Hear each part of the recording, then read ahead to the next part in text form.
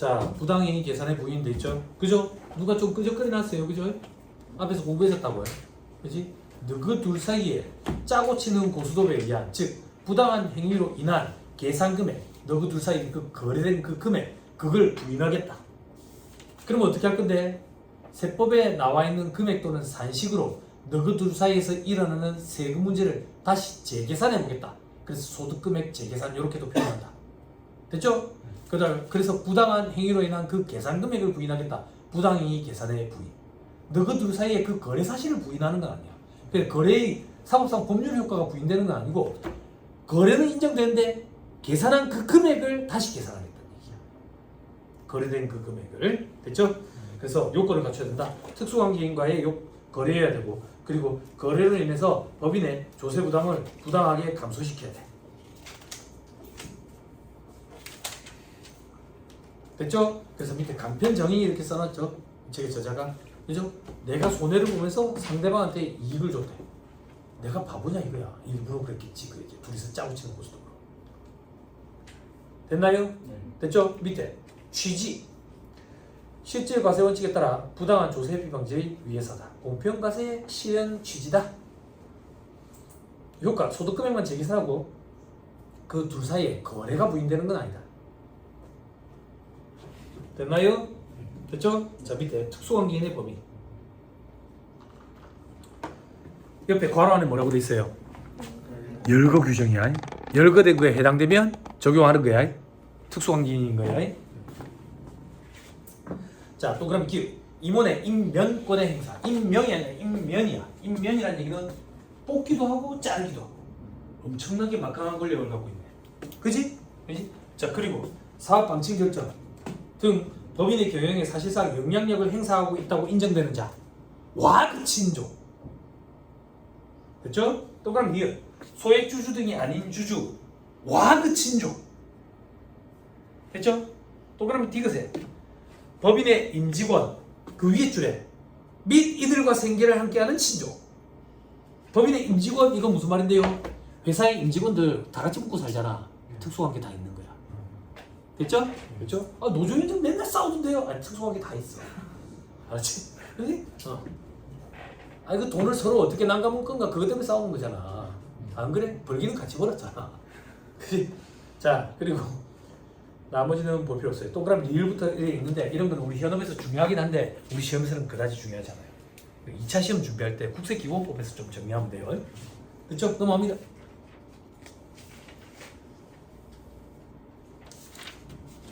동그라미 이거 판정 기준 시험에 나와요. 본인도 특수관계인의 특수관계인으로 본다. 즉 쌍방관계다. 내 입장에서 네가 특수관계이면 네 입장에서 따질 필요도 없이 내가 특수관계인이다 그 얘기야. 됐죠? 이걸 가지고 장난친 사례가 있었나 봐 과거에 또. 그래서 쌍방관계로 정의해놨대. 됐죠?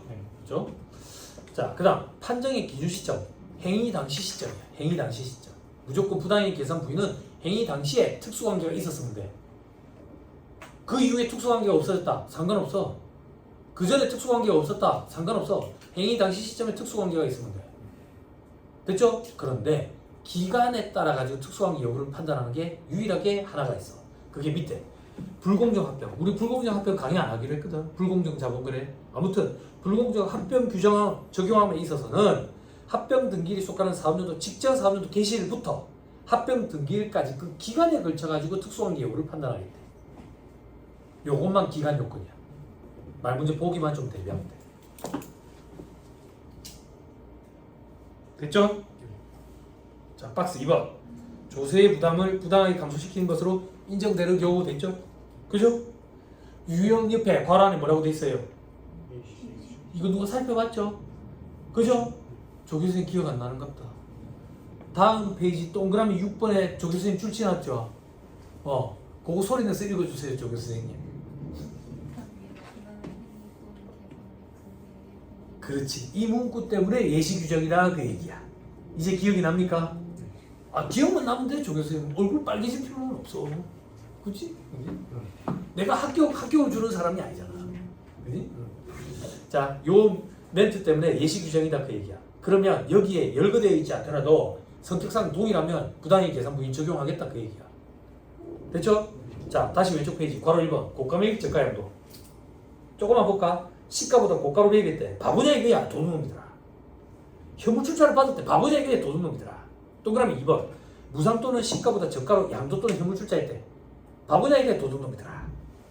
밑에 저리대요 고리차요 금전 그 밖의 자산 또는 용역을 무상 또는 낮은 이율 요율 임대료로 대부 또는 제공했대. 바보냐 이거야? 도둑놈이더라. 돈을 공짜로 빌려준다고. 바보냐 이거야? 도둑놈이더라. 됐죠? 식인들 하세요. 동그라미 1번 다시 금전 끊으세요. 그 밖에 자산 끊으세요. 용역 끊으세요. 요걸 가지고 이렇게 세 문제가 등장해요. 각각 케이스별로. 됐죠? 동그라미 2번은 뭔데? 이걸 반대로 높은 요율, 이율, 임차료로 차용, 제공받은 경우. 밑에 괄호 3번 불공정 자본거래는 2차 때 열심히 하세요. 많이 어려워요. 다음 페이지 괄호 4번 기타. 동그라미 2번 무수익 자산을 매입했대. 바보냐고. 수익도 안 나는데 이걸 뭐한다 샀어. 도둑놈이더라. 동그라미 3번 불량 채권을 양수했대. 바보냐고. 도둑놈이더라. 출연금 대신 부담했대. 바보냐고. 도둑놈이더라. 됐죠? 상식적으로 다 되죠? 그죠? 특수관계가 있네. 특수관계 없으면 의제기분 문제가 생길 수가 있겠지. 됐죠? 자, 밑에 중요성 판단 여부 봐봐. 중요성 판단 여부의 판단 기준 봐봐. 판단 기준에 3억 원, 시가 5%, 둘 중에 작은 거 이상. 우리 앞에서 공부했지? 근데 이거 왜 보라는데? 3억 원과 시가의 5%, 둘 중에 작은 거 이상 말고 다른 판단 기준도 있지. 그지? 30%, 3억 원 이런 것도 있네. 그지? 자, 그 정도까지만 기억하는 거야. 부당이익 계산 부인 중요성 판단 기준은 3억 원과 시가의 5%, 둘 중에 작은 거 이상 말고 다른 판단 기준도 있어.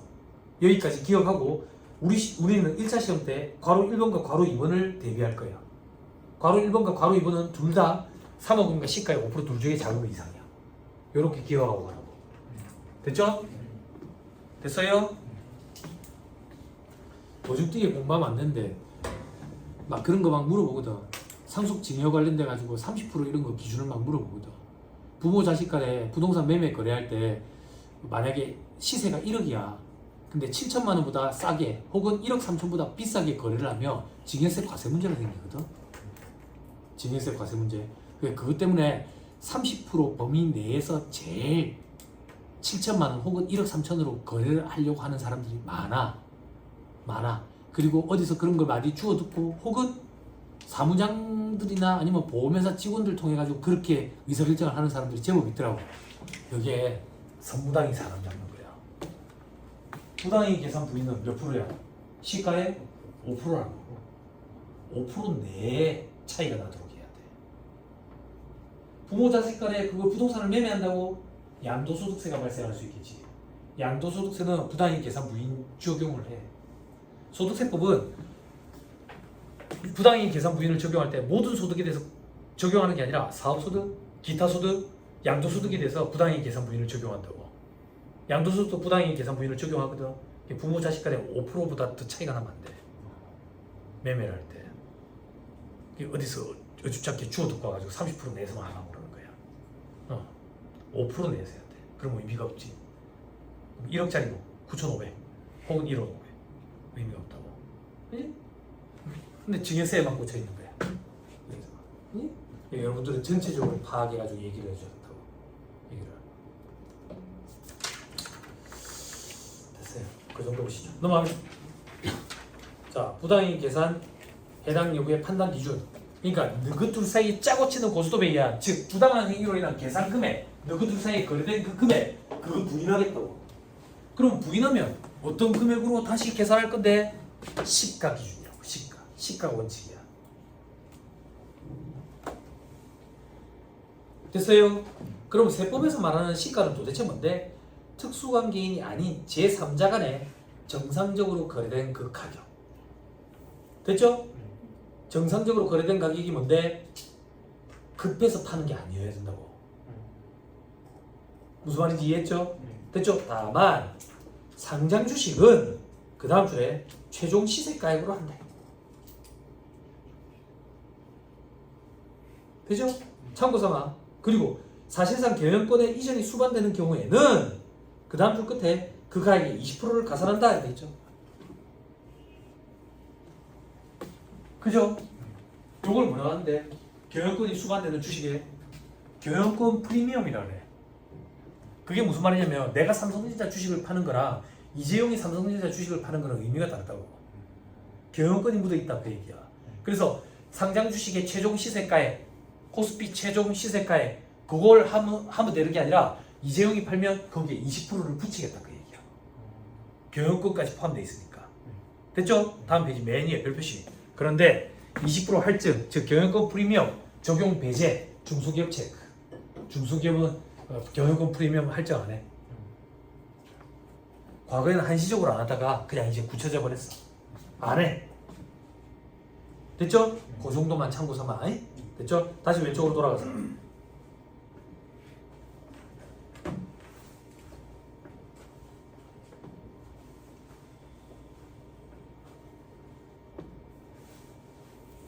자, 나 밑에 시가가 불분명한 경우에는 어떻게 할 거냐고.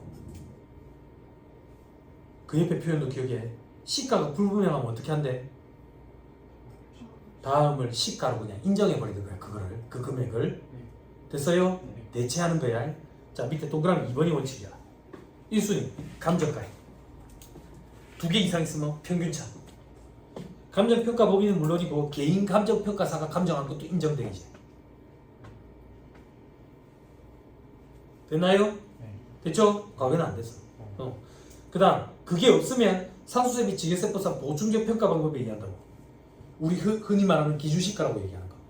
토지는 개별 공시가에 공시지가, 건물은 국세청약 공시가에, 공동주택 가격, 아파트 공동주택 가격, 개별주택 가격 뭐 이런 것들. 됐죠? 자, 위로 올라가서 동그라미 1번. 주식이면 어떻게 할 건데? 주식이면 감정가액 인정한대. 그래서 상수세 및 지계세법상 보충적 평가 방법에 얘기한다고. 이게 굉장히 어려워. 2차 시험 준비할 때 비상장 주식의 평가 이렇게 표현한다고. 어려워. 근데 그게 현업에 나와가지고 하면 돈을 많이 받아. 비상장 주식 평가해주는 거 돈 많이 받는다. 됐어요? 금전의 대여 차용의 경우 되겠죠? 가중평균 차익 이자율 적용을 원칙으로 하되 당좌대출 이자율을 적용하는 예외도 있다 되겠죠? 여기서 발생되는 게 인정이자야. 인정이자. 됐죠? 손가락 끼고 앞 페이지로 돌아와 보세요. 4-260페이지. 표의 괄호 이번에 동그라미 1번 우리 끊어놨죠? 그죠? 끊어놓은 거 봐 읽을 거예요. 자, 제가 읽어줄 거예요. 금전을 무상 또는 낮은 이율로 대부 제공한 경우. 요거에 관련된 게 인정이자야. 봐봐. 대표이사가 법인의 돈을 갖고 가서 썼어. 그럼 법인이 대표이사한테 돈을 빌려준 걸로 처리한댔지? 그지? 대표이사가 은행에서 돈을 빌려왔으면 이자를 줄 거야. 근데 법인에서 돈을 빌려오니까 이자를 안 주지. 혹은 낮은 이자를 준다고. 그지? 그때 인정이자를 계산하는 거야. 금전을 특수관계인에게 무상 또는 저리로 대여한 경우에 거기서 발생되는 게 인정이자야. 됐죠? 자, 그 다음 그 계속 읽을게. 금전 이제 건너뛰고 그 밖에 자산을 낮은 무상 임대료로 대부 또는 제공한 경우. 여기에 해당되는 게 4-262페이지 맨 밑에 표의 맨 밑에 특례의 동그라미 1번 유무형 자산을 제공하거나 제공받은 경우. 앞으로 다시 또 돌아가서 마지막 용역을 낮은 걸로 대부 제공한 경우. 다시 돌아와서 동그라미 이번에 건설 기타 용역을 제공하거나 제공받는 경우. 요렇게 각각 문제가 파생돼서 등장한다고. 됐어요? 각각 한 개, 보기 한 개씩이야. 자, 동그라미 1번부터 하자. 유무형 자산을 제공하거나 제공받은 경우. 예를 들면, 예를 기억해야 돼. 사택이나 상가 등은 임대를 해줬다고. 됐어요? 자, 들어보세요. 기억을 더듬어 봅시다. 부가가치세법으로 갑니다. 과거에 부가가치세법상 과세대상 거래는 어떻게 돼요? 부가가치세법상 과세대상 거래 뭐야? 재화의 공급, 용역의 공급, 재화의 수익. 그럼 그 밑에 뭐 와야 돼? 용역의 수익. 근데 왜 안 온댔지? 과세할 수 있는 방법이 없겠다. 네. 눈에 보이지도 않으니까. 네. 그거랑 일맥상통하게 용역의 무상공급에 대해서 과세하란다 했지. 네. 재화의 무상공급은 어떻게 처리해요? 특수관계 있는지 여부 판단해야지. 그 특수관계 있으면 시가. 시가로 과세. 특수관계 없으면 시가로 과세. 됐죠? 특수관계 여부 안 따진다. 네. 됐죠? 용역의 무상공급은 아, 과세한. 과세 제외. 왜? 저거. 눈에 안 보이니까. 네. 용역의 수입에 대해서 과세 제외하는 거랑 일맥상통하지. 네. 다만 조문이 하나 들어갔지? 네. 어떤 거? 특수관계. 특수관계인 사이에 사업용 부동산의 임대 용역을 무상. 무상으로 제공한 경우 네. 과세한다 했지? 네. 그때 내가 우리 눈 감고 상상하기로 했잖아. 기분 좋게. 조 교수님 기억 안 나? 우리 눈 감고 상상했잖아. 눈 감고 아침이야. 아버지랑 같이 식사를 한다고. 아버지가 그래. 니 요즘 얼굴 왜 이렇게 까칠하고. 다크스 그걸 얼굴 덮어대. 아 아버지 장사도 안 돼 죽겠는데 장사해봐야 건물주한테 돈 주고 나면 남는 게 없어요. 아버지가 뭐 하는 사람이냐? 뭐 하시는 분인데요? 100층짜리 건물에 건물주 아이가? 지금 100층이 비어있는데 니 들어와서 장사하러 내가 니한테 돈 받겠나? 요게 아버지가 운영하는 사업용 부동산의 임대 용역을 특수관계인이 자식한테 무상으로 제공한 경우지. 네. 요거에 대해서 과세한다 했지. 네. 과세한다는 얘기는 과표의 숫자를 넣어가지고 10%만큼 매출세액을 낸다는 얘기지. 네. 그때 과표에 얼마를 넣는다 했지? 그 시가 어떻게 계산한다 했지? 법인세법에서 공부한다 했지. 아. 그래서 내가 그때 한번 보여줬잖아, 산식. 그치? 그때 산식 요렇게 보여줬다고. 그 100층짜리 상가의 매매가액 시세, 매매했을 때 시가의 50%. 거기서 보증금 차감해. 여기다가 정기예금 이자를 곱한다. 그 산식이야 이렇게. 됐죠? 법인세법에서 등장한다 했잖아. 부가세법은 이게 얼마다 이렇게 주어지고. 됐죠? 네. 법인세법상 부당이익 계산 부분 적용하거든. 됐나요? 이 산식의 의미가 뭔데? 월세를 받을 때 일단 일부, 그러니까 반전세면 매매가액의 50% 정도는 보증금으로 받으라 그 얘기야. 그거보다 보증금을 적게 받았으면 정기예금 이자를 곱한 것만큼은 월세를 받아야 된다는 얘기야. 그것도 안 받았으면 그만큼 입금 살인하겠다는 얘기야. 부당이익 계산 부분으로. 됐어요? 됐죠?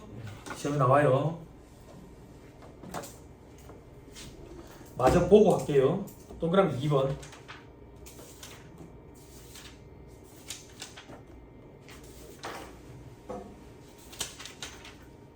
갖다 봅시다 여러분. 1304페이지.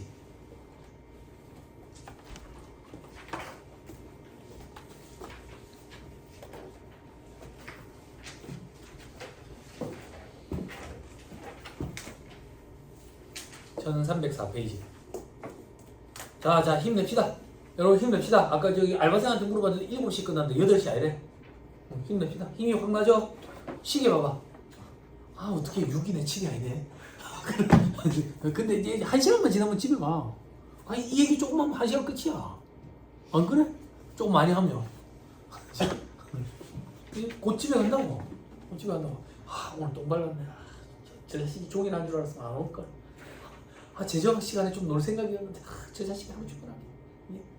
괜찮지. 지금 너 빼고 얼마나 좋아. 그럼 우리가 법인세법이 끝나는 시기가 더 땡기지는 거 아니야? 그러면 복수할 시간이 더 많이 늘어나는 거 아니야? 물론 소득세법을 해야 되겠지. 응? 아, 긍정적으로 생각하자 이 얘기야. 그지? 물론 빨리 끝난다고 해서 고득점을 그럴 가능성은 그거는 복불복이지만, 그지? 그건 자기 하기 나름이겠지만. 1304페이지.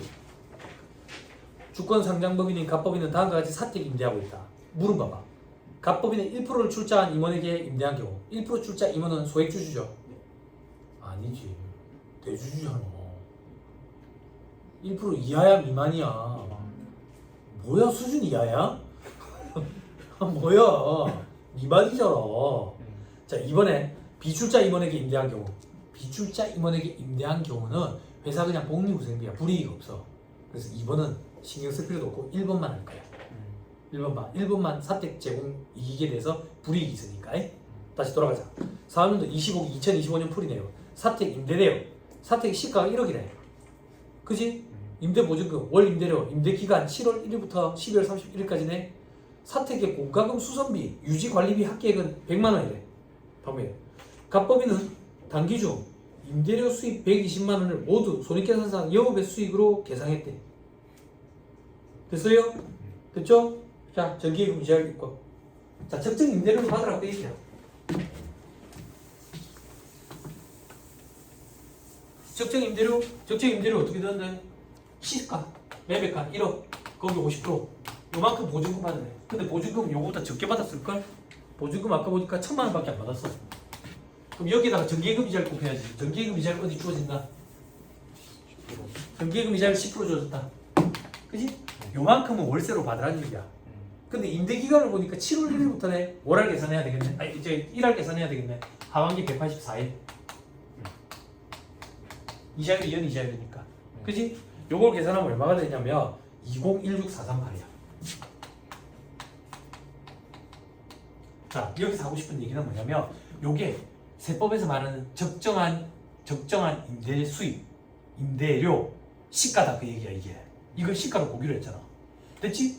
그럼 요만큼을 입금 산입하느냐? 아니, 회사가 일부 받은 게 있대. 회사가 임대 수익을 잡은 게 얼마인데? 어? 20만 원? 6개월이면 120만 원. 됐지? 그지? 주요소득권 따져야지. 이론 차이 나면 해? 안 하잖아. 주요소득권 따져야지. 둘의 차이가 얼만데? 둘의 차이 뭐 얼마 되네. 얼마. 요게 3억인가 시가의 5%. 둘 중에 작은 거야. 작은 거 이상이야. 칠판. 요때 시가는 뭔데요? 요거 얘기하는 거야. 세법상 적정하게 계산하는 건데. 됐죠? 5% 이상이 맞네. 오케이. 그럼 이 차익만큼 입금 산입하고 소득 처분을 날려야지. 자, 그래서 해답 보니까 입금 산입 816438. 거래 상대방이 누군데? 출자 임원이네. 그러면 주주 외액계 앞선다 했지. 그러니까 상해 처분하는 거야. 됐죠? 하나 더. 사택 공과금 수선비 이거 회사에서 대신 내준대. 그지? 송금 물산입 상여. 하실 수 있겠죠? 다시 써머리. 이제 뭘 볼 건데? 동그라미 2번.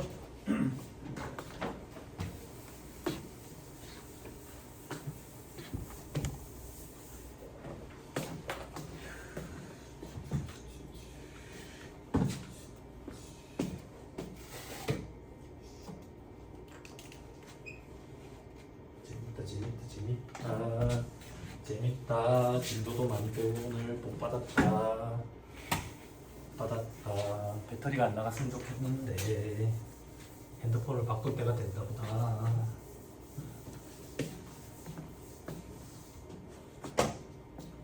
예전에 핸드폰을 자주 바꿨는데 요즘에는 그럴 일이 없어. 애들이 좀 크니까.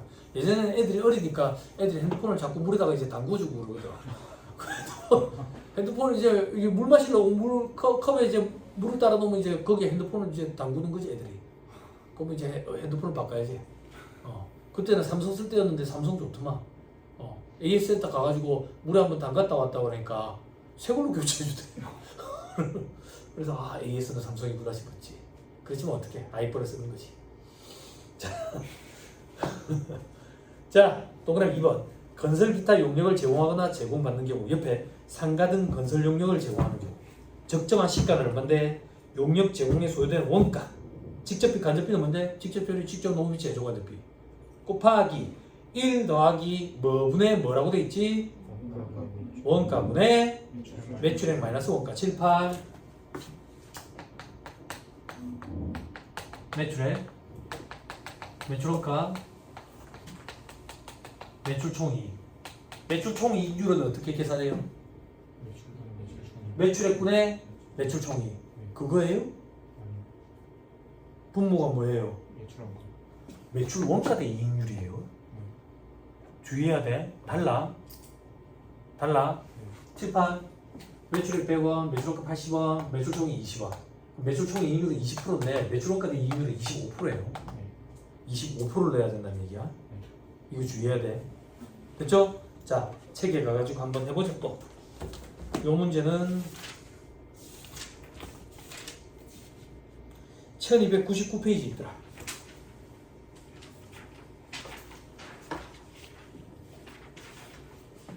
여러분 매출총 이익률법 많이 해봤죠? 요즘에 현금흐름표 파트에 실려있죠. 그죠? 건설업을 영위하는 주식회사 갑은 개인 대주주에게 상가를 1억에 건설해서 1억에 판매하고 매출액으로 계상했대. 건설업 하는데 이거 지어서 먹고 사는 사람인데 원가가 1억 들었는데 1억에 그대로 넘겼대.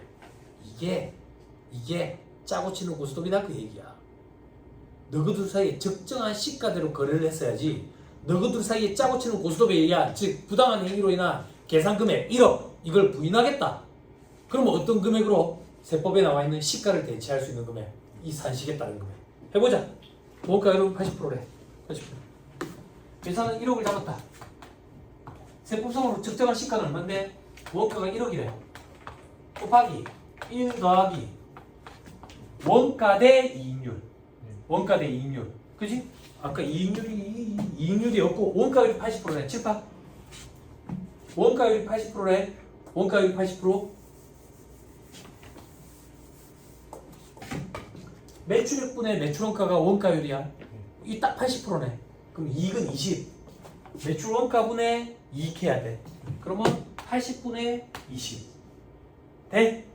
1.25%, 1.25라고. 됐죠? 1.25 하면 안 돼. 20%로. 알겠다고 해라. 나중에 또 딴소리 한다고. 자, 아무튼 이렇게 계산하면 1억 2,500이 나와. 그럼 또 주요속력권 검토해야 돼. 2,500. 3억은가 시가의 5% 두 주의 작은 거 이상. 시가의 5% 할 때 시가는 요거. 이상이 맞네. 입금 산입하고 소득 처분해야지. 누군데? 주주. 개인 대주주. 매당. 됐어요? 네. 됐나요? 네. 오케이, 됐습니다. 이게 그 얘기야. 회사 입장에서는 1억만 수익으로 잡았지만 실제 세법상으로는 1억 2,500이 수익일 거고 근데 1억밖에 없으니까 2,500만큼은 주주한테 배당 준 거 아니냐 이 얘기야. 그래 주주한테 배당 소득세를 과세하겠다는 얘기야. 됐어요? 회사 입장에서는 입금 산입 2,500을 하니까 입금으로 과세가 되고 근데 회사 내부에 없네. 밖으로 나갔네. 개인 대주주한테 갔네. 그래 그 사람한테 소득세를 과세하겠다. 그게 부당이익 계산 부인이지 뭐. 됐죠? 오케이 됐습니다. 잘 버텼습니다. 자 4-263페이지 부당이익 계산 부인 관련 주요 세무조정 있죠? 자 고감회의 공부 다 했어요. 넘어갑니다. 예? 다음 페이지 세무조정을 되어 있죠? 특수관계인인 경우 특수관계인이 아닌 경우 뭔 소리인지 모르겠어. 근데 동그라미 1번에 보니까 자산을 감액했다네. 그럼 우리 감액부 상각비 직부에 대하고 상각 시부인 계산해야 되잖아. 처분했을 때는 유보자는 추인하는 거고. 됐죠? 그죠? 그러면 동그라미 3번 보니까 부당이익 계산 부인 있네. 그지? 밑에 특수관계인이 아닌 경우 자산 감액하고 의제 기부 문제가 생길 수 있지. 그지? 그럼 우리가 공부하는 건 위에 특수관계인인 경우 동그라미 2번이야. 됐어요? 그걸 지금부터 밑에 사례를 가져갈 거야.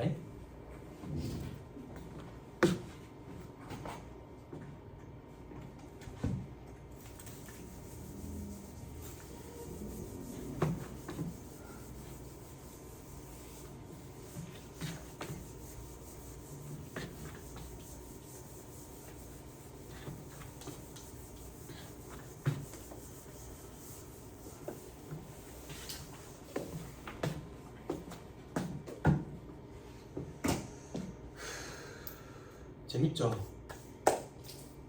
재밌어요? 운동하냐? 운동해? 운동해야 돼. 저기서 운동해요? 운동해야 돼. 운동해야 돼. 돈을 들여야 돼. 어쩔 수 없어. 예전에 수영 배워봤어요? 친구 따라 목욕탕에 가지고 아무리 해도 수영 안 돼. 근데 돈 주고 수영장에 가잖아. 물 한 두 모금 먹고 나면 물에 뜬다. 락스 탄물 좀 먹고 나면 락스 아니에요. 죄송해요. 락스 아니에요. 약품을 탄물. 네? 아 근데 마치 락스처럼 내 몸에서 반짝반짝 빛이 나거든. 털이 탈색이 돼가지고 집에 와보면 털이 탈색이 돼가지고 털이 노랗다고. 아 요즘에 안 그럴 거예요. 운동해야 돼. 너 조 교수님 졸리는 이유는 체력이 빠져서 그래. 체력이 빠져서. 버티세요. 조금만 더 합시다. 11기에 대표이사로부터 시가 1억짜리 건물을 2억에 매입하고 1억 6천은 11기에 지급하고 4천은 12기에 지급하기로 했대. 회사가 대표이사로부터 1억짜리를 2억에 매입해. 심판. 자, 법인 대표이사. 법인이 대표이사로부터 취득을 하는 거야. 건물을 시가 얼만데? 1억이야. 거래가액 얼만데? 2억이야. 쓰지 마. 됐죠? 됐죠? 그럼 법인 입장에서는 1억짜리를 2억에 사왔네. 고가 매입이라고. 바보냐 이거야. 도둑놈이다. 특수관계가 있다. 됐지? 됐지? 자, 분계학 그려볼게. 회사는 이런 분계를 그린다. 회사는 건물이지. 건물 2억. 현금 2억. 그렇죠? 세법상 분계라는 건 존재하지 않는다. 그렇지만 개념상의 분계가 존재한다면 이렇게 될 거다. 어떻게? 부당의 계산 부위를 적용하지. 그지? 그럼 시가와 거래가액과의 차이 얼마야? 1억. 요게 중원수용요금 검토해야지. 둘 중에 작은 거 이상이냐? 3억인가? 시가의 5%. 시가 얼만데? 1억. 5%. 둘 중에 작은 거 이상 맞네. 그지? 그러면 시가로 취득한 걸로 봐야지. 건물은 1억이지. 건물을 가미시켜야겠네. 됐지? 돈은 얼마가 나갔어? 2억. 그럼 1억은 밖으로 나갔지. 사회주주 부당의 계산금으로. 세무조정 해볼게. 세무조정. 잘 봐봐. 여기다 할게. 건물을 일단 감액시켜야 되네. 송금산이 건물 1억 마이너스 6억. 그와 동시에 입금산이 부당의 계산 부인 1억. 누군데? 대표이사 상임. 됐어요? 조금만 더 할게. 수준을 끌어올려서. 그럼 이 건물 1억 감액시켰으니까 혹시나 감가상각을 했다면 감액분 삼각 비직부인 삼각 시부인이 이루어져야지. 그지? 네. 그지? 지금까지 한 게 뭔데? 이미 다 배운 거야. 됐어요? 네. 그럼 이제 책에 있는 걸로 갈게. 책에 있는 건 여기서 조금 더 응용되는 거야. 어떻게 응용되는데? 1억 6천, 4천. 자, 봐봐. 법인이 돈이 1억 6천밖에 없었던 거야. 그래서 현금 1억 6천을 지급하고 나머지 4천은 내년에 주기로 했대. 자, 분기 끊을게. 그럼 현금은 1억 6천이 되고 나머지는 미지급금이지. 됐지? 됐어요? 네. 자, 세법상 분계라는 건 존재하지 않지만 개념상의 분계가 존재한다면 이렇게 될 거다. 어떻게 될 거냐? 건물은 1억이지. 아까 했지? 네. 그치? 돈은 얼마가 나왔다? 1억 2억이 아니라 1억 6천이 나왔다고. 그치? 부당의 계산. 6천만. 왜 부당의 계산 부인이 6천만 원밖에 안 됩니까? 세무사님. 부당의 계산 부인의 판단 시점은 현금주의야. 그래서 이 미지급금 4천은 내년에 지급할 때 부당의 계산 부인을 적용을 해. 됐어요? 이렇게 기억하면 돼. 부당의 계산 부인의 시점은 판단 시점은 현금주의야. 됐어요? 뭐 쓸게 자꾸 뭐가 나 진짜 개인적으로 너무 궁금해. 뭐 쓸게 그렇게 있어? 형님 뭐 쓸게 그렇게 있어? 자, 이제 칠판. 세무조정하자. 건물 일단 감액시키자. 건물 여기 하자. 송금산이 1억 마이너스 6억. 그리고 입금산이 부당의 계산 부인해야지. 얼마? 6천만 원이지 뭐야. 그지? 그럼 봐봐. 회사가 계산한 수익과 비용이 있느냐? 없어. 세법상 입금과 송금이 있느냐? 없어. 없어. 그러면 송금산이 1억 했지. 그럼 입금산이 또 1억이 와야지. 아구가 안 맞네? 그지? 왜 아구가 안 맞지? 입금산이 뭐 해야 될 것 같은데. 입금산이 얼마만큼? 4천만 원만큼. 그게 미지급금이야. 회사는 미지급금이라고 부채를 달았지만 세법상으로는 달면 안 돼. 그래서 입금살입, 송금물살입, 미지급금 6억. 됐어요? 네. 됐나요? 네. 11기로 갑니다.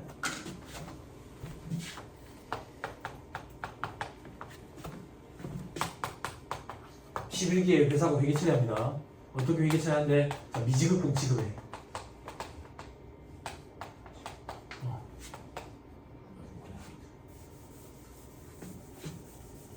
미지급금 지급해.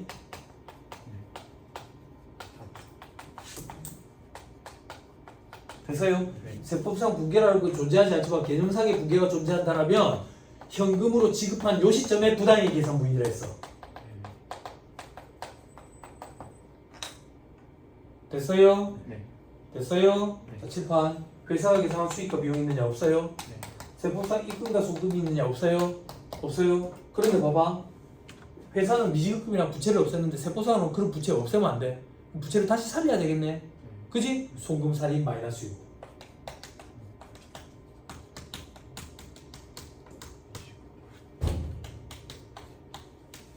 그러면 송금에 4천만 원 들어갔지. 다시 송금 부살인 혹은 입금 살인. 이게 뭔데? 부당이익 계산 부인. 4천만 원 아까 누구랑? 상해. 됐어? 네. 여기 추인된 거야. 여기 추인되고 부당이익 계산 부인은 지급한 시점에 적용한다고. 10기에는 6천만 원 지급해서 부당이익 계산 부인 6천만 원 적용했고 11기에 4천만 원 지급해서 부당이익 계산 부인 4천만 원 적용했고 부당이익 계산 부인은 현금주의다. 됐죠? 네. 됐어요? 네.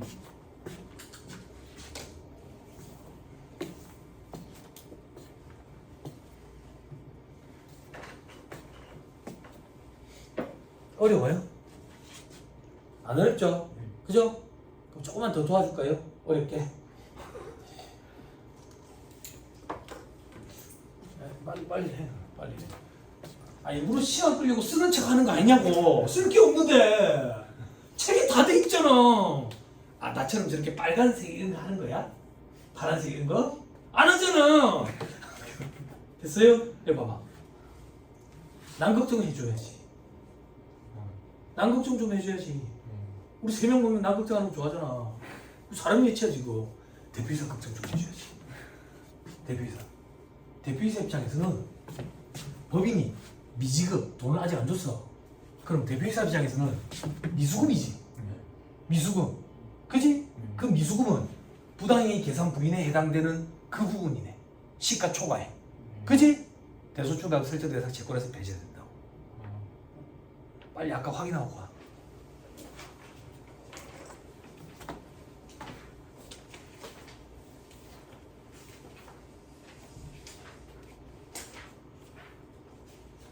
설정 대상 채권에 가야지. 설정 대상.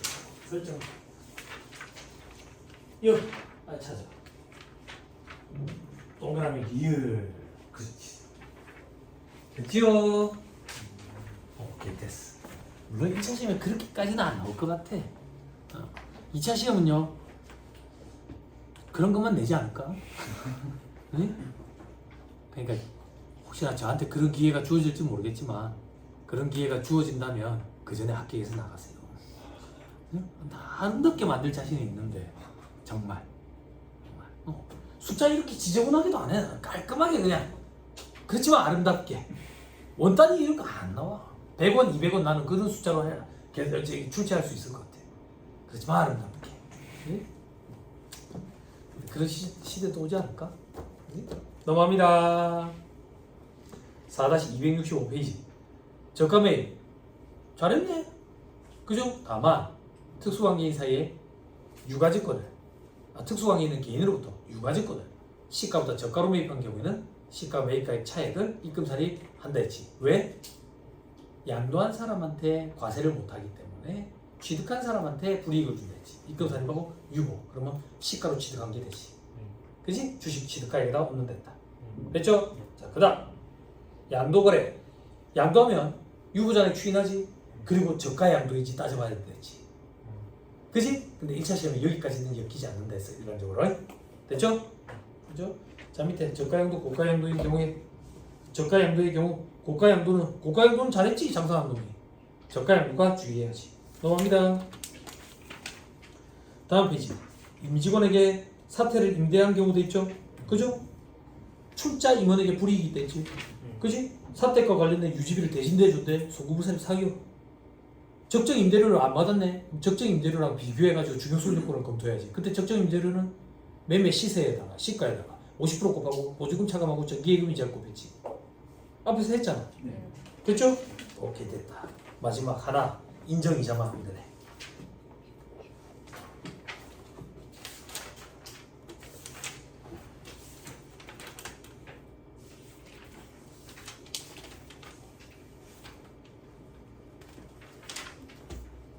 됐죠? 네.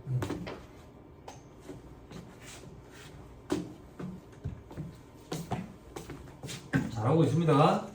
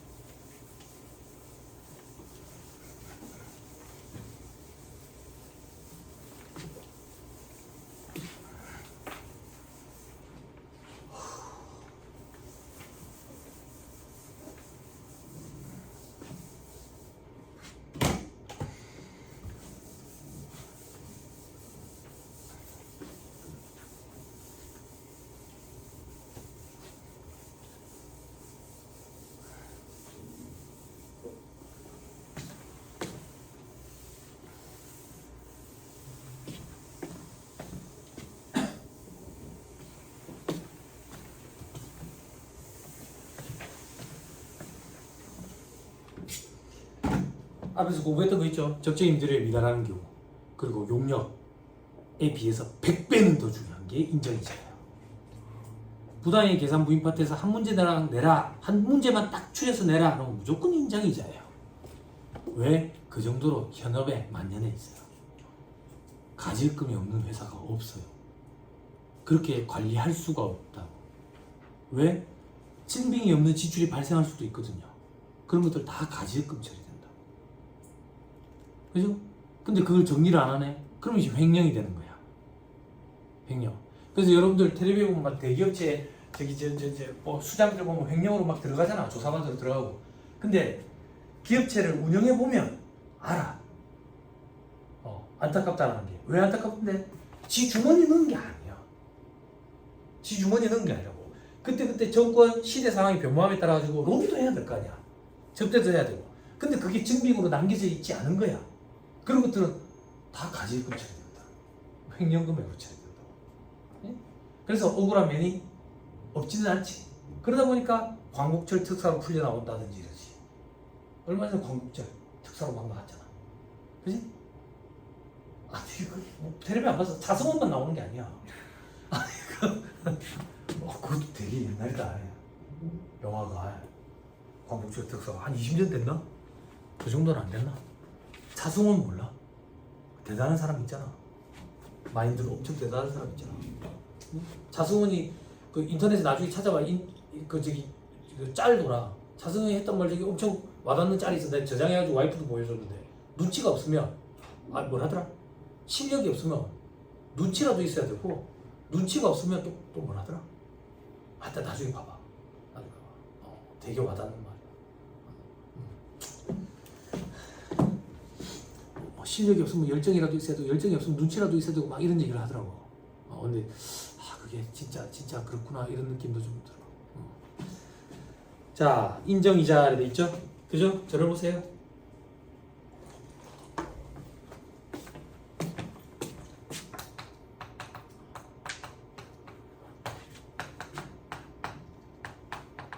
대표이사가 법인의 돈을 벌다. 그걸 가지급금이라고 그래. 그럼 인정이자는 어떻게 계산하는데 법인이 대표이사한테 이자를 받지는 않았거든. 근데 이자를 받은 걸로 인정하자. 그래서 인정이자야. 인정이자. 그럼 인정이자 어떻게 계산할 건데? 가지급금 있을 거 아니야. 그지? 여기 이자를 곱하면 되지. 끝. 됐지? 근데 이 이자율이 연이자율이래. 연이자율. 그럼 만약에 하반기면 184, 365 해야 될 거 아니야. 잘 봐. 이런 거 좀 도와주기 힘들어. 이 곱하기 184 앞으로 옮길 수 있어. 왜? 아 왜? 그럼 이걸 우리 적수라 그래. 그럼 봐봐. 이 곱하기 앞으로 옮겨도 여기 곱하기 계속 있거든 또. 이런 거 생각해야 되지. 그리고 여기 분자 위에는 1이 남아. 0 아니야. 1이 남아. 1이 남아. 그럼 다시 쓸게. 아 웃지 말고 방법을 좀 가르쳐줘 그러면 내가 반영을 할게. 어떻게 해야 될지 모르겠어. 초등학생 가르쳐 본 적이 없어가지고. 그래서 이걸 적수 그리고 360으로 나온다고. 됐어요? 네. 안 어렵죠? 네. 안 어렵죠? 그런데 중요성 요건을 또 검토해야 돼. 그게 무슨 말인데 회사가 대표이사랑 약정을 해가지고 일정 부분 이자를 받은 게 있대. 받은 게 있대. 그럼 회사가 계산한 이자 수익이 있을 거 아니야. 그리고 얘는 세법상 한도가 될 거고 이 둘의 차이가 계획이지. 이 둘의 차이가 둘 중에 작은 거 이상이어야 된다. 3억원과 시가의 5%. 됐어요? 네. 됐나요? 칠판 잘 따라와야 돼. 이때 시가는 뭔데요? 산식에 따라서 계산된 금액을 시가라 그래. 됐어요? 네. 됐어요?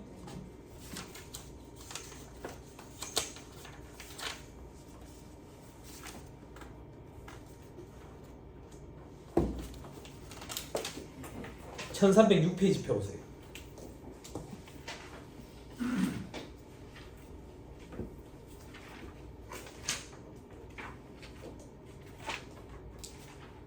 됐어요? 폈어요? 자, 괄호 3번에 인정이자 계산 방법 눈으로 보세요. 안 어렵죠? 그죠? 그때 반가로 2번 제목 읽어주세요. 소리 내서. 괄호 안에 뭐라고 돼 있어요? 시가. 뭐라고요? 시가. 괄호 안에 뭐라고 돼 있다고요? 시가. 칠판. 이 이자율을 시가라고 불러요. 됐어요? 칠판. 여기 중요성 요건 검토할 때 시가의 5%둘 중에 작은 거 이상이면 되잖아. 이때 시가는요, 요 산식에 따른 금액을 시가라고 그래요. 요거는요, 이자율을 시가라고 그래요. 미치겠죠? 인정이자 파트만 시가가 두 개예요. 그래서 제가 실무 강의할 때 실무진들한테 이 얘기를 해줘요. 이 얘기를 안 해주면 관련 얘기를 찾으면 시가 이거 무슨 소리야 뭐 미친다고. 요 파트만 시가가 두 가지예요. 됐어요? 네. 됐어요? 칠판. 이자율을 시가라고 불러요. 됐죠? 그런데 중요성 요건 검토할 시가는 그 이자율을 적용한 세법상 금액을 얘기하는 거예요. 그러면 이제 책이 읽어지는 거예요. 무슨 말인지 이해했죠? 네. 오케이, 됐어.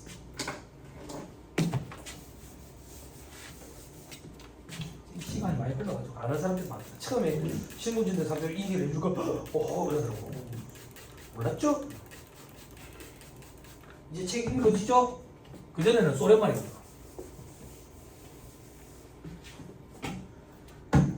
자, 서머리로 읽읍시다. 책에서 그 조문, 표현 확인했으니까 이제 서머리로 갑시다. 자, 서머리 4-266페이지 맨 밑에 세무조정 구조 빨리 확인하고 눈으로. 됐죠? 다음 페이지. 괄호 2번 가지급금의 범위. 이 가지급금의 범위는 업무무관 자산 등 지급이자 송금부 사입할 때 특수관계인에 대한 업무무관 가지급금 범위 있죠? 그거랑 똑같다 그 얘기예요. 몇 가지만 또 올려볼까? 직원 경조사비 대여금 혹은 가불금 혹은 직원 자녀에 대한 학자금 대여에 마치 업무무관 가지급금 같지만 아니랬어. 불이익 없다고. 그런데 주택 구입자금, 주택 임차자금 대여액은 업무무관 가지급금이 맞다 했다고. 다만 중소기업 직원에 대한 건 아니라 했었지. 기억나요? 네. 그 범위랑 같다고. 됐죠? 넘어갑니다. 그리고 동일에 대한 가지급금, 가수금이 함께 있으면 상계 처리한다. 됐죠? 밑에 특수관계인에 대한 업무무관 가지급금 세법상 제재 이제 정리 다 됐다. 지급이자 송금부 사입. 대소금 인정 안 되고 대소준항 설정 대상 채권에서도 배제되고.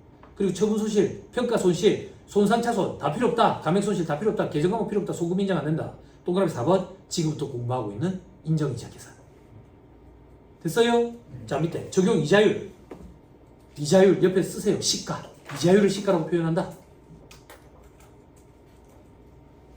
원칙이 뭔데? 가중평균 차이 비자율이다.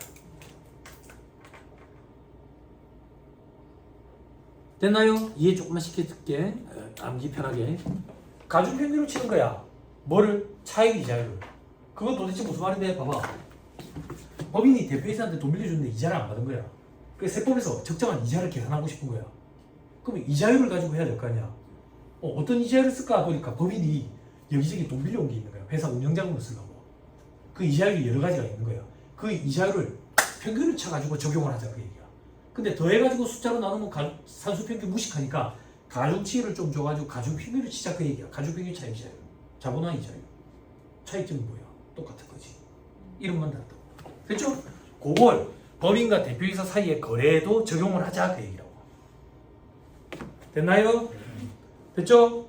그러니까 산식에 보니까 차입금 분의 차입금 곱하기 이자율 돼 있죠? 그죠? 어렵게 생각하지 마. 분자 봐봐. 차입금의 이자율 곱하면 뭐야? 이자지 뭐야?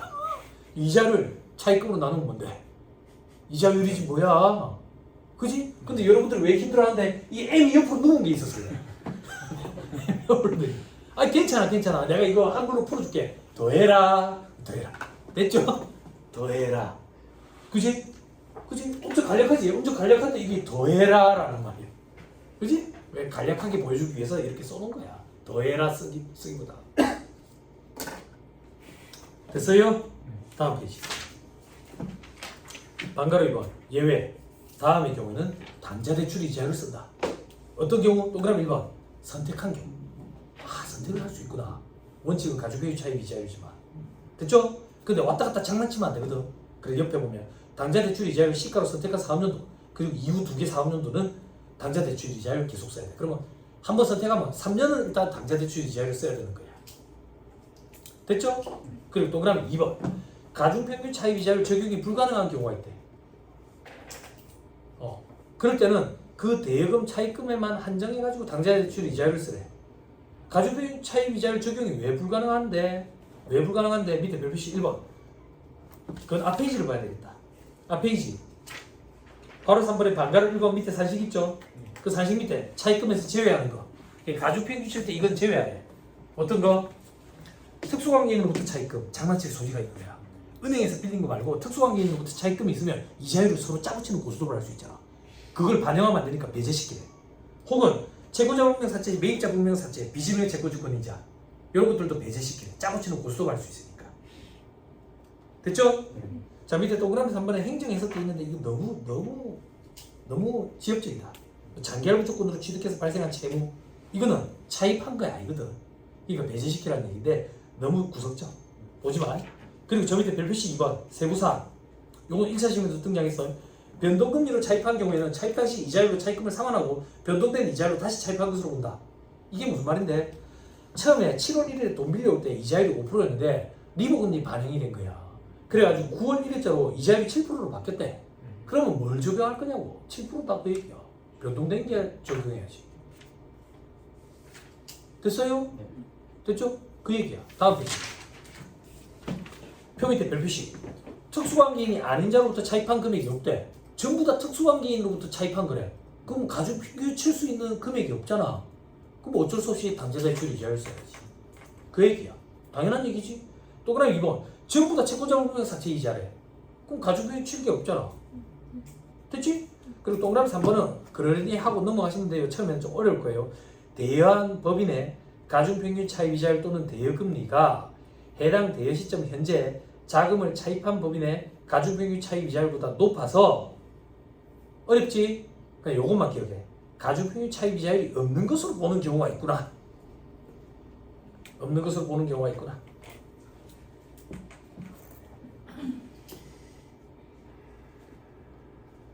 됐어요?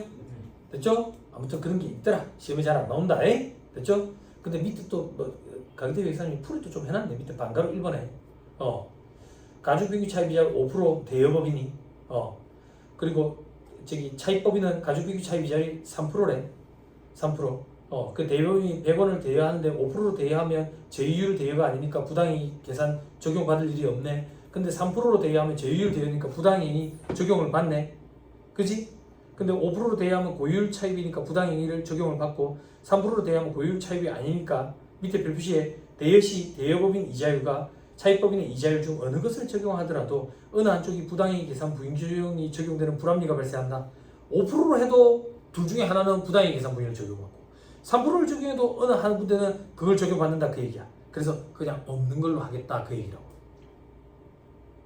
아니 이런 일이 생길 수가 있잖아. 왜? 요건 어떻게 구성이 돼? 리스크 프리에 리스크 프리미엄으로 구성이 되잖아. 이 리스크 프리미엄은 뭐야? 내 개인적인 신용도에 따라서 이자율이 달라지잖아. 법인의 신용도에 따라서 이자율이 달라져가지고 대여법인 입장에서도 5%가 지는 적정한 이자율인 거야. 차입법인 입장에서는 3%가 적정 이자율인 거야. 차입법인이 신용도가 굉장히 높아. 그런데 저거는 정상적인데 5%로 하든 3%로 하든 둘 중에 하나는 피해를 보는 거야. 요건 불합리하다 그 얘기야. 그래서 그런 건데 시험이 잘 안 나오니까 너무 스트레스 받지 마. 나는 스트레스 안 받고 좋네. 예전에 이거 설명할 때 수험생들이 자꾸 힘들어하더라고. 아 이걸 어떻게 이해시켜주지 그랬는데 강인태 교사님이 나한테 요걸 쓰래. 그래서 이 그림을 보여주셨어. 천만다행이네. 응? 증거하러 안 오겠네 이제. 그치?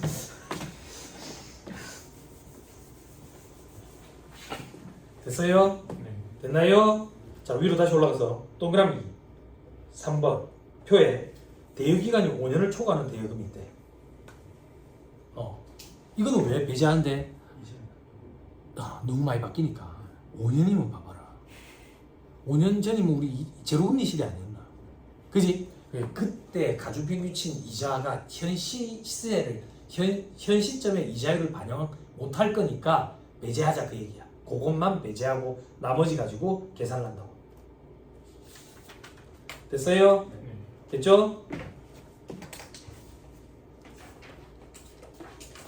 요거 하나만 더 보세요. 4-267페이지 봐봐. 4-267페이지 저 밑에 대괄호 해가지고 정리되어 있는 거 봐봐. 특수관계인으로부터 차입금이 있고 건설 차입금이 있대. 가중평균 차입이자율 계산할 때 특수관계인 차입금 제외해야지. 방금 제외하라 했잖아. 건설 차입금은 제외하는 소리 없었지. 정상적인 차입금 맞아. 포함시켜봐. 가중평균 치면 돼. 근데 업무관 자산에 대한 지급이자 송금불산임 할 때는 특수관계인 차입금 포함하지? 그지? 건설 차입금은 제외했지. 그지? 왜? 선순위에서 불살입된 거 배제시키잖아.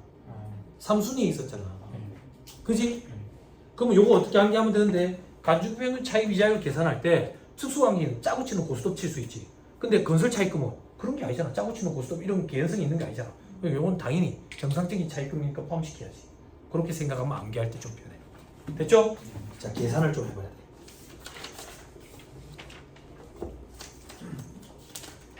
네, 이거까지만 하면 오늘 집에 보내줄게.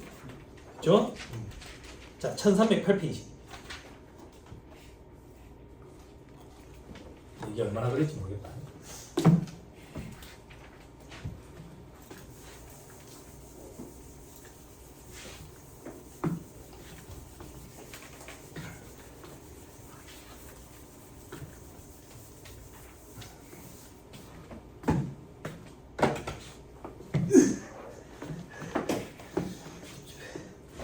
자, 1308페이지.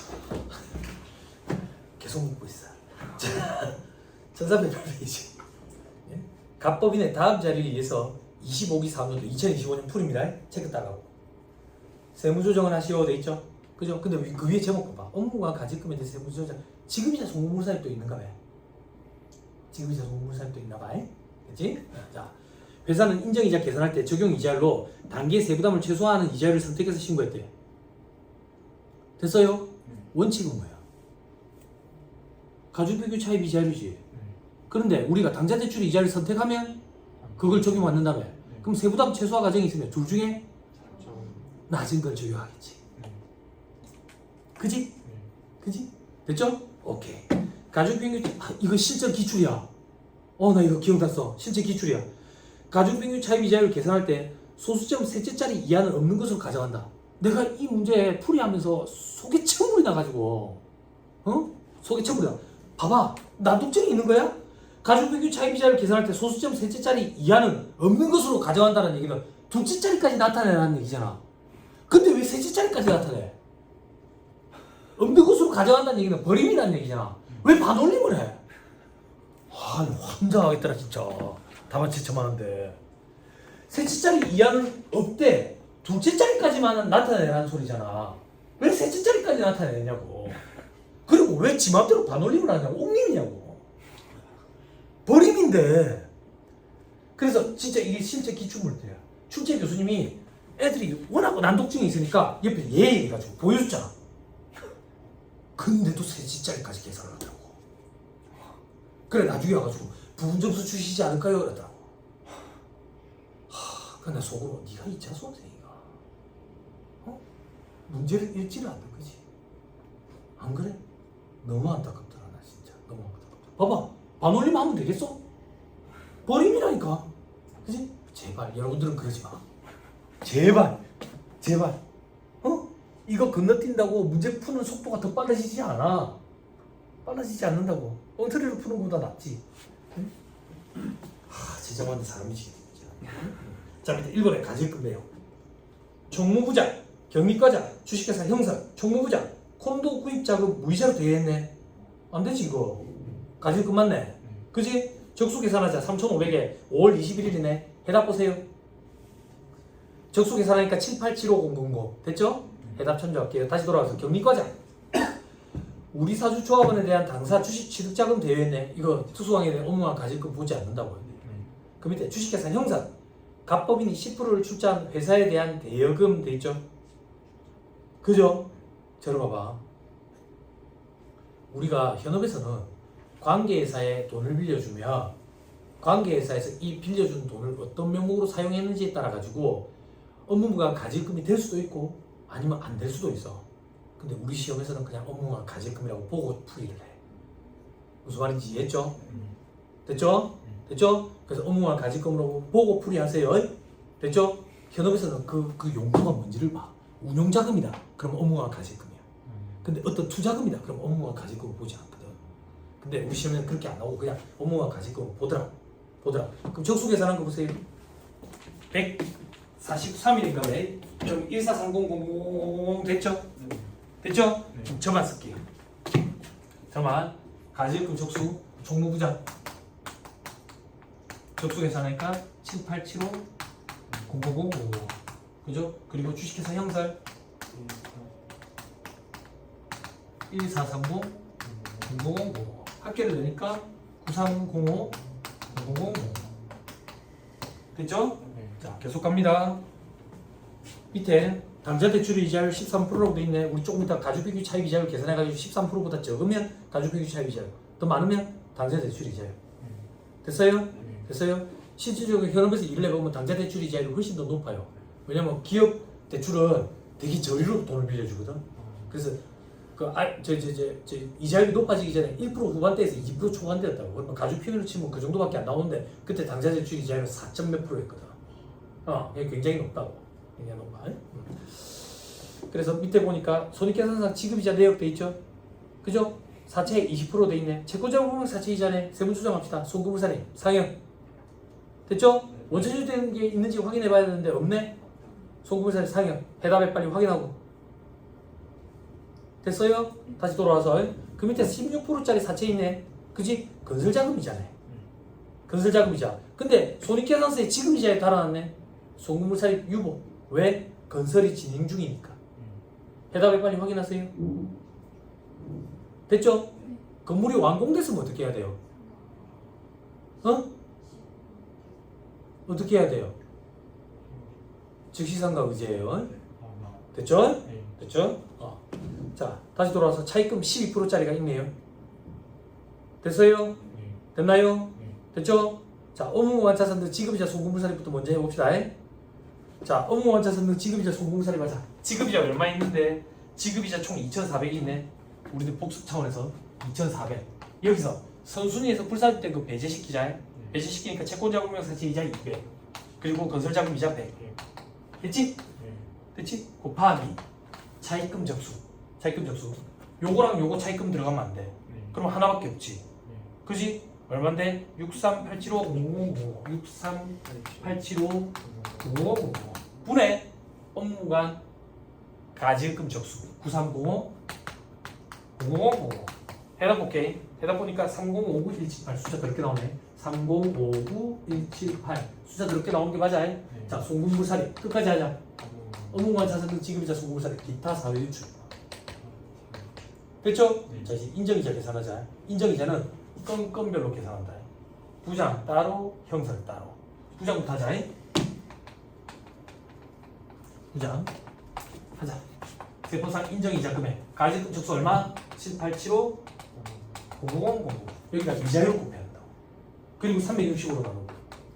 근데 이자율 가중평균을 치는 게 원칙이 됐다고. 가중평균 쳐보자.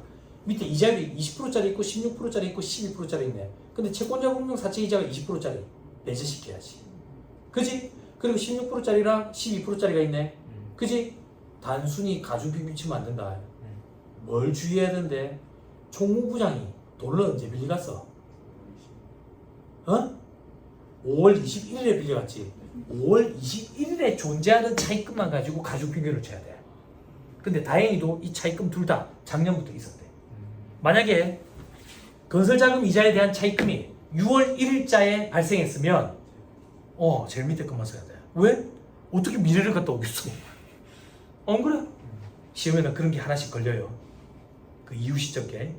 됐죠? 됐죠? 자, 그럼 이걸 가중평균 칠 거야. 16% 더하기 12% 나누기 2 하면 산수평균.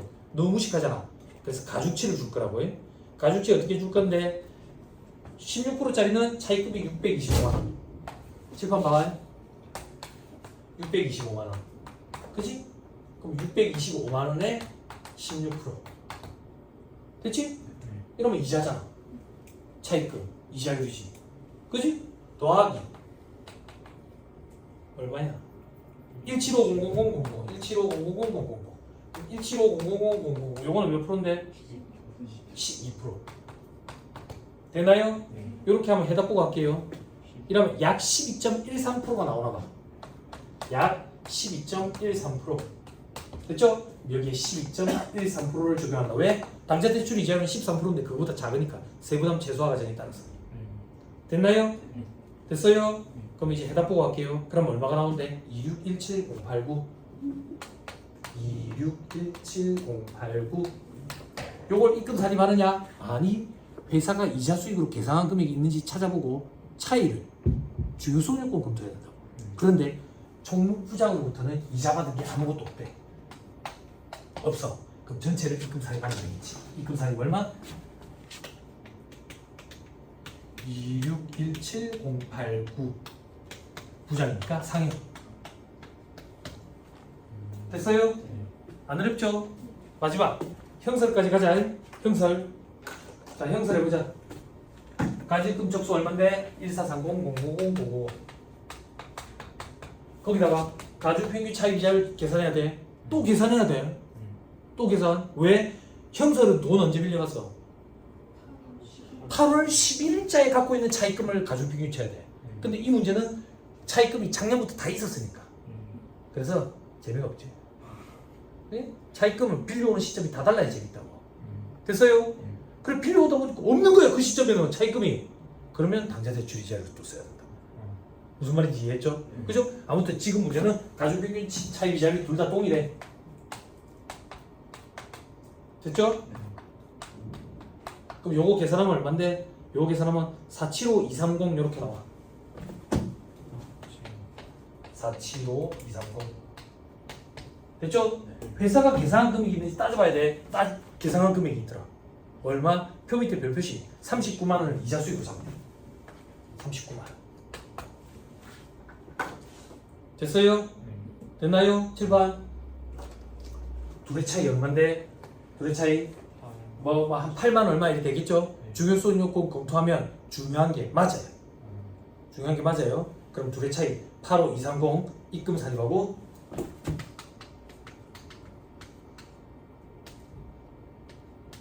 어쩌고 저쩌고 기타 사회 유출. 됐어요? 할 수 있겠죠? 안 어렵죠? 그죠? 자, 사전지문 엄청 보세요. 지금은 이런 의문이 안 들 건데 수준이 높아지면 이런 의문이 들어. 어떤 의문? 7번 봐봐.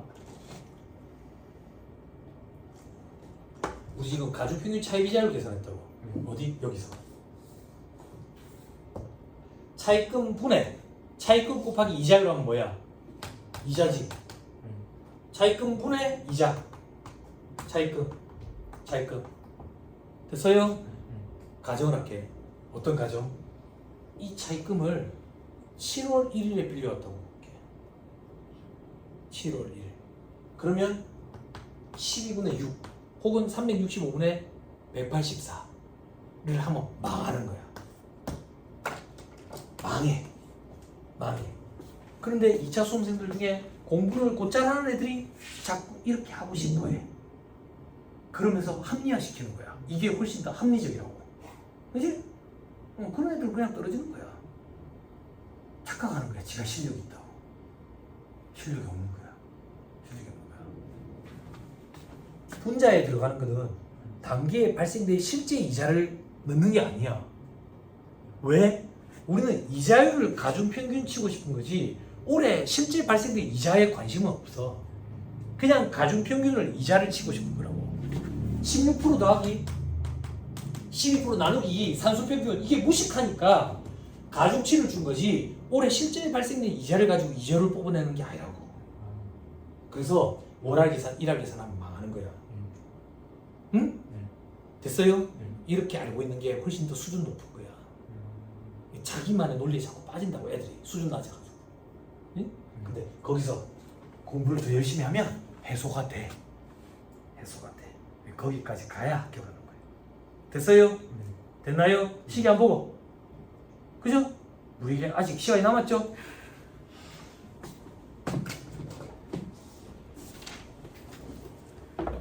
어지러운데 4-269페이지.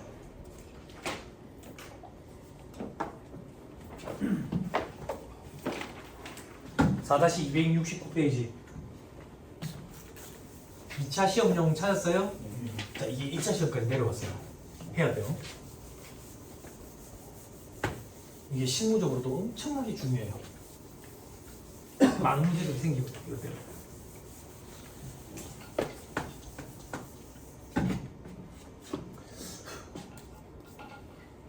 사전약정 용어에 따른 미수이자 계산하니까 인정이 자리돼 있죠? 그죠? 자, 칠판 봐봐. 법인이 대표이사 가지금이 나갔어요. 가지금 나갔어. 그래서 인정이자를 계산해. 어떻게? 가지금 족수에다가 이자를 곱하고 적수 계산을 했더니 120원이 나온 거야. 그럼 세법상 금액은 120원이다 그 얘기야. 근데 회사가 이자 수익을 계산을 했대. 얼마? 100원에 대해서. 됐어요? 그리고 회사에 들어왔대. 혹은 보통 예금 이래가지고. 됐어요? 그럼 우리는 두 배 차이에 대해서 세무조정하는 거지. 그지? 차이가 얼마야? 20원. 그지? 주교수 조건 검토해야지. 중요하다라고 가져갈게. 그럼 입금 사립하는 거지. 그래서 부당이익 계산 부위 소득 처분하지. 됐나요? 됐어요? 근데 문제가 뭔데? 아직 안 받았어. 돈을 안 받았다고. 돈을 안 받았는데 기여한 경과금에 대해서 이수이자를 계산한 거야.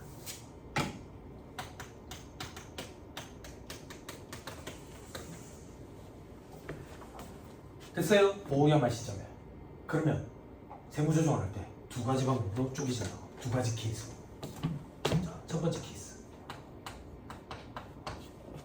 회사가 이수이자로 잡은 이 100원이 대표이사랑 회사 간에 금전대차 계약서를 써가지고 약정이 있대.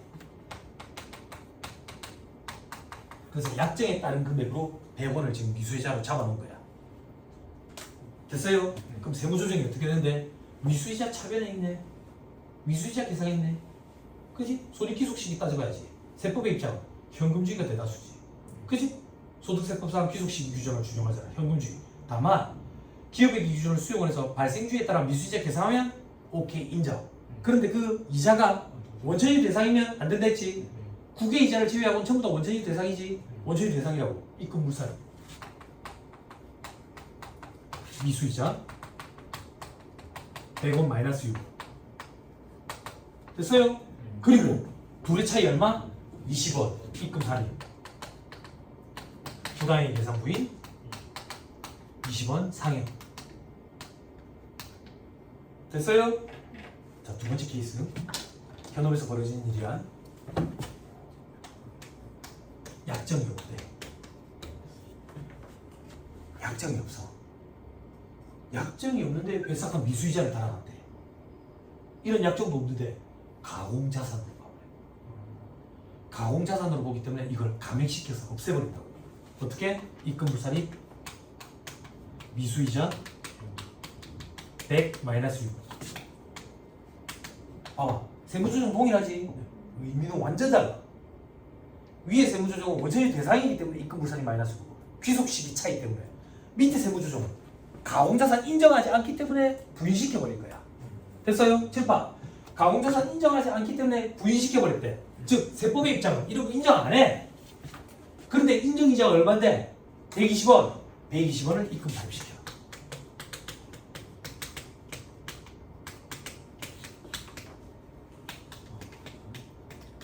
됐어요? 된다요? 그럼 세무사님 아까 말씀하실 때 현업에 문제가 많다면서요. 현업에 어떤 문제가 있는데요? 현업에서 약정이 없는데 위에처럼 처리하고 있어요. 그런 일들이 좀 많이 벌어지고 있어요. 그래서 조심하라고 항상 얘기하지. 왜?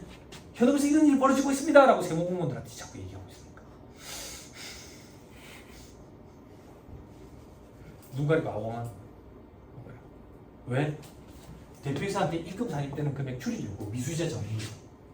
미수이자 잘못한 얘기는 다음 년도에 받아야 되잖아. 다음 년도에 못 받아.